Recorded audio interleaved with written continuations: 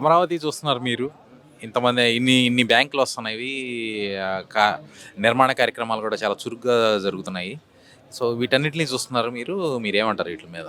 చాలా సంతోషకరమైనటువంటి విషయమేనండి. చంద్రబాబు నాయుడు గారు మళ్ళీ రెండోసారి అమరావతి రాజధాని అయిన తర్వాత, ముఖ్యమంత్రిగా అయిన తర్వాత మరి సచివాలయం కట్టారు, హైకోర్టు కట్టారు, సీడ్ యాక్సెస్ రోడ్డు కట్టారు. పరిపాలన అంతా ఇక్కడే జరుగుతుంది. ప్రజల్లో ఒక నమ్మకం మీద నమ్మకం కలిగించాలి అన్నటువంటి ఉద్దేశంతో చంద్రబాబు నాయుడు గారి మీద కొంతమంది దుష్ట శక్తులు విషప్రయోగం చేశారు. దీన్ని తిప్పికొట్టాలన్నటువంటి ఉద్దేశంతోనే మరి కేంద్ర ఆర్థిక మంత్రి నిర్మలా సీతారామన్ గారితో బ్యాంకు అంటేనే ఒక ఆర్థిక వ్యవస్థ, అంటే ఆర్థిక వ్యవస్థలు కూడా ఈ యొక్క రాజధానులు వస్తున్నాయి అంటే ప్రజలకు చంద్రబాబు నాయుడు గారు ముఖ్యమంత్రిగా ఉన్న కాలం ఈ అమరావతి రాజధాని దేదీజ్యమానంగా వెలుగొందుతుందని చెప్పి అమరావతి రాజధాని రైతులు కాదు 7 కోట్ల మంది ప్రజానికం కల సాకారం చేస్తానికి నిదర్శనమే ఇవాళ నిర్మలా సీతారామన్ గారిని చంద్రబాబు నాయుడు గారు ఇక్కడ తీసుకొచ్చారు. ఇది ముమ్మాటికి వాస్తవం. సో, రైతుల విషయానికొస్తే రైతులకు కొన్ని సమస్యలు ఉన్నట్టు కనిపిస్తున్నాయి. వాటిల్ని పరిష్కరించాలని చెప్పి మంత్రుల కమిటీ వేశారు. చంద్రబాబు గారు ఏం చెప్పారు? అసలు ఈ సమస్యలకి పరిష్కారం దొరికిందా? అసలు చంద్రబాబు నాయుడు గారు అనేది మొట్టమొదటి నుంచి కూడా రైతుల పక్షాన్ని నిలబడ్డారు. రాజధాని రైతులు అనే వ్యక్తులతోనే భూమి పూజ చేయించే విషయంలో కానీ, ఇక్కడ కార్యక్రమాలు చేసే విషయంలో కానీ గతంలో రైతులను కించపరిచినటువంటి వ్యక్తులు కూడా ఇవాళ చంద్రబాబు నాయుడు గారు. అసలు రైతు కుటుంబం నుంచే పుట్టింది తెలుగుదేశం పార్టీ.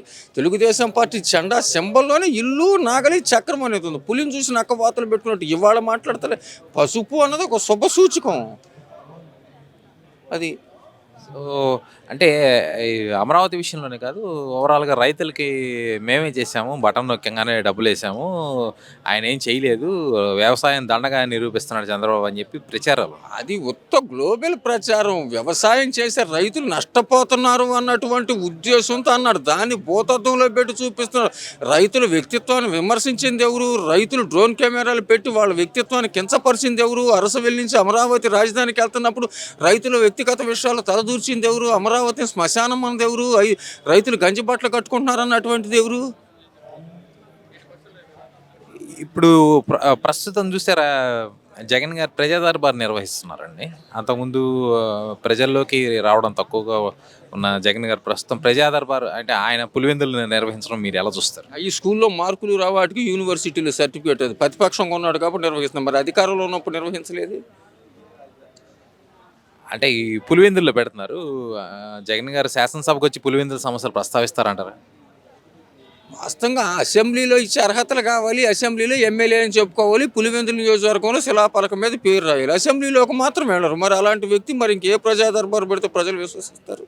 కానీ ఆయన ప్రభుత్వాన్ని నిలదీస్తూ ఉంటున్నారు. ఎక్కడ నిలదీస్తారని మీరు? బయట ఆయన మాట్లాడుకుంటున్నారు నిలదీస్తానని చెప్పి. అంతకన్నా తక్కువ 294 అసెంబ్లీ నియోజకవర్గాల్లో కూడా పీజేఆర్ గారు ఉన్నప్పుడు ప్రతిపక్ష నాయకుడిగా ఉమ్మడి తెలుగు రాష్ట్రాల్లో ఆయన 20 మందే ఉండారు. అసెంబ్లీ పట్ల ప్రజా సమస్యల పట్ల గళమెత్తి మాట్లాడారు. నిజంగా 11 మంది ఉన్నా, ముగ్గురున్నా నువ్వు సమస్యల గురించి మాట్లాడాలంటే మీకు ఎంతమంది అయినా మాట్లాడచ్చు. నోతుకుపల్లి నరసింహులు గారు, నోముల నరసింహయ్య గారికి 2 ముగ్గురు ఉండేవాళ్ళు. సభా కార్యక్రమాలు గర్వంగా నిర్వహించేవాళ్ళు. మీరు ఆలోచించండి, ప్రతిపక్ష పార్టీగా ఉన్నప్పుడు టీడీపీ శాసనసభలో అయితే మెజార్టీ 26 మంది ఉన్నారండి. 26 మందిలో మీరు ప్రతిపక్షంగా మాట్లాడటానికి ఎంత ఇచ్చారు? ఇవాళ శాసనసభలో తీసేసేయండి. స్థానిక సంస్థల ఎన్నికల్లో టీడీపీ వాళ్ళకి మీరు అసలు మాట్లాడే అధికారం ఇచ్చారా? మీరు నేర్పినవి కదా ప్రజలకు ఇవన్నీ. అంటే శాసనసభ అంటే పిల్లలు శాసనసభ నిర్వహించారు. అది చూసారా మీరు? ఎలా అనిపించింది? ఏమన్నా తప్ప ఏంటండి? ప్రజల్లో నైతిక విలువ పాటించి భవిష్యత్ తరాలకు శాసనసభ అంటే ఇట్లా ఉంటుంది, ఎథిక్స్ కమిటీ అంటే ఇట్లా ఉంటుంది, స్పీకర్ పాత్ర అంటే ఆటల పోటీలు నేర్పుతారు, పిల్లల్లో సృజనాత్మకమైతే నేర్పుతారు, పిల్లల్లో ఎడ్యుకేషనల్ పర్పస్. అసలు మాక్ అసెంబ్లీ నిర్వహించడం అనేది ఇవాళ ఎప్పటి నుంచో పిల్లలు ఆడుకునేటప్పుడు నేను పోలీస్ ఆటని, దొంగ ఆటలని ఎట్లా ఆడుతారు, అది తీసి పక్కన పెట్టిన. అసలు మాక్ అసెంబ్లీ నిర్వహించడంలో తప్పేముంటుంది? అంటే భవిష్యత్తులో వాళ్ళు వెళ్ళకూడదా? పిల్లల్ని అడుగుతారు కదా, నువ్వు చదువుకున్న తర్వాత ఏమవుతావు అంటే డాక్టర్ని అవుతాను, యాక్టర్ని అవుతాను, రాజకీయ నాయకుని అవుతాను, ముఖ్యమంత్రిని అవుతాను అని చెప్తారు. దాని తప్పేంటి? నా మైండ్లో ఉన్న తీసేయడానికి నీకేం అర్హత ఉంటుంది? నాకు ఏ కోరుకుంటే ఆ కోరిక నిర్వహిస్తాను. మాక్ అసెంబ్లీ చూసిన తర్వాత మీకు ఏమనిపించింది? పిల్లలు ఇలా వాస్తవంగా చంద్రబాబు నాయుడు గారి యొక్క ముఖ్యమంత్రిగా ఉన్నప్పుడు లోకేష్ గారు విద్యాశాఖ మంత్రిగా ఉన్న విద్యలో సమూలమైనటువంటి మార్పులు తీసుకొచ్చారు. మీరు ఆలోచించండి, ఏరే ఉద్దేశం కాదు. కార్పొరేటు కాలేజీలతో సమానంగా కూడా ప్రాథమిక విద్య గవర్నమెంట్ స్కూల్ని తీర్చిదిద్దినటువంటి ఘనత చంద్రబాబు నాయుడు గారిది. మీరు ఆలోచించండి. గవర్నమెంట్ స్కూళ్ళతో గవర్నమెంట్ స్కూల్ ప్రైవేట్ స్కూళ్ళతో సమానంగా డైటింగ్ కానీ భోజనాలు కానీ వాళ్ళ సైకిళ్ళు కానీ మధ్యాహ్న భోజన పథకంలో కానీ స్కాలర్షిప్లు కానీ తల్లికి వందనం అనేది కుటుంబంలో ఎంతమందికి ఉంటే అంతమందికి ఇచ్చి చంద్రబాబు నాయుడు గారు ముఖ్యమంత్రిగా ఉన్నారు అంటే ఒక విద్యకు ప్రాధాన్యత. తన దగ్గర ముఖ్యమంత్రిగా వారి దగ్గర పనిచేసినటువంటి దువ్వూరు సుబ్బారావు గారు reserve bank governor, Satish Kumar గారు ఎన్నికల కమిషనర్. మరి అతని దగ్గర పనిచేసినటువంటి వాళ్ళు ఎంతోమంది వాళ్ళ దేశ విదేశాల్లో సాఫ్ట్వేర్ ఇంజనీర్లు అయ్యి మీ అబ్బాయి ఏం చేస్తారంటే ఇతర దేశాల్లో ఉన్నాడు, నిమిషానికి 60,000 సంపాదిస్తున్నాడు, 70,000 సంపాదిస్తాడని చెబుతున్నారా కానీ ఇంకా చిన్న చిన్న పనులు చేసుకుని కార్మికుడిగా ఉన్నాడని ఏ తల్లిదండ్రులన్నా చెబుతున్నారా? బెంగళూరు కేంద్రంగా ఉన్నటువంటి ఇన్ఫ్రాస్ట్రక్చర్ టెక్నాలజీని ఆంధ్రప్రదేశ్ తీసుకొచ్చినటువంటి మనగాడు ఎవరండి? చంద్రబాబు నాయుడు గారే కదా. ఇవాళ మీరు చెబుతున్నారు మీరు ఫోన్ వాడుకొని ఉంటున్నారా? ఇవాళ సెల్ ఫోన్ తెచ్చింది ఎవరైనా ప్రజలకు అందుబాటులో? ఒకప్పుడు డబ్బు జేబులో పెట్టుకెళ్ళండి దొంగతనం చేస్తారు, భయం వచ్చేదేగా. టార్చ్ లైట్ కానీ కెమెరాలు కానీ అన్ని రకాలుగా కూడా ఫోన్లో ఉపయోగపడుతున్నాయి కదా. మరి అంటే జగన్ గారు ఫోన్ వాడను అంటున్నారు, దాని మీద జగన్ గారు ఫోన్ లేదంటారు కదా దాని మీద. అయ్యేవారు చిన్నపిల్లలకు చెప్పం, గ్రాహం బెల్ అలెగ్జాండర్ గారిని అడగమని చెప్పు. జగన్మోహన్ రెడ్డి గారికి ఫోన్ లేదంటే మరి నేను ఆయన గురించి మాట్లాడటానికి ఫోనే లేదంటారు, కాసేపు వైజాగ్లో ఇల్లు కూడా లేదంటారు. గూగుల్ తెచ్చిన క్రెడిట్ నాకు ఇవ్వాలి, నాకు ఇవ్వట్లేదు అని చెప్పి అంటున్నారు జగన్ గారు. అనేక మంది రాష్ట్రాల వాళ్ళు గూగుల్ కావాలని అడిగినప్పటికీ కూడా నారా చంద్రబాబు నాయుడు గారు కుమారుడు లోకేష్ గారి యొక్క సారథ్యంలో గూగుల్ వచ్చి కొన్ని వేల మంది ఉద్యోగాలు వస్తారు. ఆ క్రెడిట్ అతనికి ఎందుకు ఇస్తారు? కష్టపడి తెచ్చినటువంటి వాళ్ళు క్రెడిట్ ఇస్తారు, కానీ జగన్మోహన్ రెడ్డి గారికి ఎందుకు ఇస్తారు క్రెడిట్? అదానితో మేము ఎప్పుడో మాట్లాడాము. ఇవన్నీ చాలా చూశారు. ఈ రామాయణాన్ని రాసింది నేనేనని చెబుతారు, భారతాన్ని రాసింది నేనేనని చెబుతారు, ఈ భూభాగానికే నేను అవతార పురుషుడు అని చెబుతారు జగన్మోహన్ రెడ్డి గారు. నేను ఏరే మాట్లాడతా. మీరు ఆలోచన చంద్రబాబు నాయుడు గారు ముఖ్యమంత్రిగా ఉన్నప్పుడు కోనసీమ నుంచి కొవ్వాడ లంక బ్రిడ్జి కానీ, యానాం ఎదురు లంక బ్రిడ్జి కానీ, ఉల్లిపాలెం భవానీపురం బ్రిడ్జి కానీ, పెనుమూడి పులిగడ్డ వారధి తెచ్చిన మాట వాస్తవా కాదా? గోదావరి నదీ జలాలను ఒడిసిపట్టి కృష్ణమ్మ కాళ్ళు కడితే పట్టిసీమ ప్రాజెక్ట్ ఎవరు తెచ్చారండి?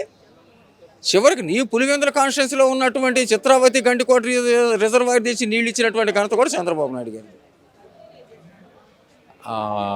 నెక్స్ట్ అంటే వచ్చే 3 ఏళ్లలో ఈ అమరావతిని పూర్తి చేస్తామని చెప్పి చంద్రబాబు గారు చెప్పారు. ఇది మాత్రం ముమ్మాటికి నిజమండి. చంద్రబాబు నాయుడు గారు ఒకసారి కొంచెం ప్రాబ్లం పడ్డారు కదా ముఖ్యమంత్రిగా దిగిపోయిన తర్వాత 2019.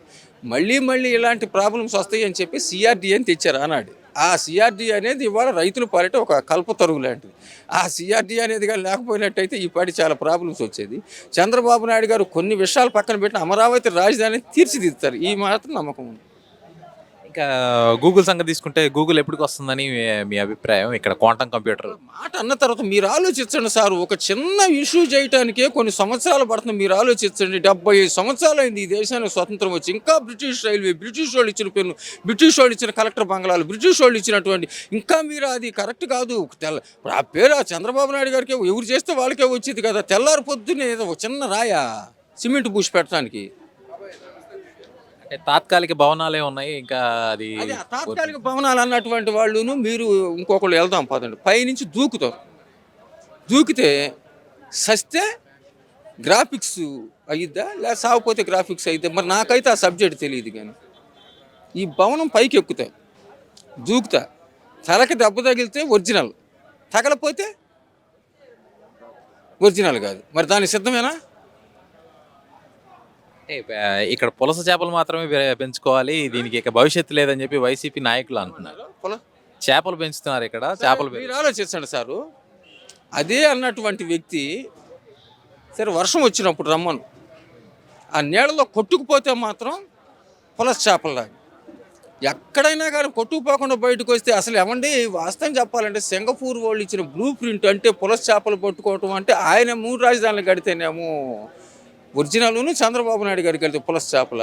అట్లాంటి మాటలు మాట్లాడితేనే ప్రజలు 11 సీట్లు ఇచ్చారు అతనికి. కొంచెం ధర్మంగా మాట్లాడితే కొంచెం అవకాశం ఇచ్చేవాళ్ళు. ఇంకా మాట తగ్గపోతే ఎట్లాగండి, ఇంకా అన్పార్లమెంటరీ పదాలు ఉపయోగిస్తే ఎట్లా ఊరుకుంటారు ప్రజలు? మీరు చెప్పండి. పులస చేపలు ఎక్కడ పండుతాయి? సముద్రంలో వస్తాయి. అంటే మీరు కట్టే రాజధానిలో కూడా పులస చేపలు వస్తాయా? అంటే 3 రాజధానులు అని చెప్పి జగన్ గారు ప్రకటించిన దానిలో అమరావతి కూడా ఉంది.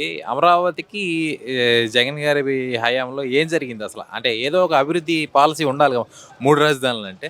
ఏం జరిగింది అనేది మీరు ఏం చూశారు? ఏం జరిగేది ఏంటండి, మీరు ఒకటి ఆలోచించండి. గ్రామ సచివాలయ ఇప్పుడు మీరు ఆలోచించండి, ఒక తాలూకా ఆఫీసు కానీ, ఒక రిజిస్ట్రార్ ఆఫీసు కానీ, ఒక ఎంఆర్ఓ గారి ఆఫీస్ దగ్గర అన్ని సెక్టార్లు అక్కడే ఉంటాయి.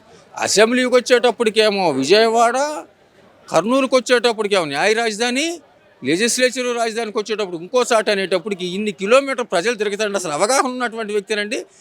బొగ్గవంక రిజర్వాయర్ వదిలి కడప జిల్లాను ముంచేశారు ఆ పెద్ద మనిషి. అసలు కడప జిల్లా మునిగిపోవటం ఎక్కడన్నా ఉందా? ఇది వాస్తవం కాదు, మీరు కడప వెళ్ళి కనుక్కోండి. ఇప్పుడు ఇప్పుడు మేము 2029లో ఖచ్చితంగా మేము వస్తాము, వ్యతిరేక పవనాలు ఉన్నాయి రప్ప అంట కార్యకర్తలు కూడా అంటారు. వాళ్ళే గతంలో అట్లాంటి వ్యక్తి ఆ ప్రశాంత్ కిషోర్ గారిని పెట్టుకొని పబ్లిసిటీ చేశారు. మన బీహార్లో అతను కూడా ఓడిపోయారు కదా. ఈ తడవ అలాంటి వ్యక్తులు లేరు. టీ కొట్ల దగ్గర, బడ్డీ కొట్ల దగ్గర కూర్చొని వాళ్ళే వితండవాదాలు చేసుకొని సోషల్ మీడియాలో పబ్లిసిటీ చేయడానికి ప్రజలు నమ్మరు. ఆ సిఆర్డీఏ భవనం లాంటి పవిత్ర దేవాలయం కనపడుతున్న తర్వాత అమరావతి రాజధాని అనేది అమరావతి ప్రజలకు కాదు, 7 కోట్ల మంది ప్రజానీకం యొక్క గుండె చప్పుడు. Thank you.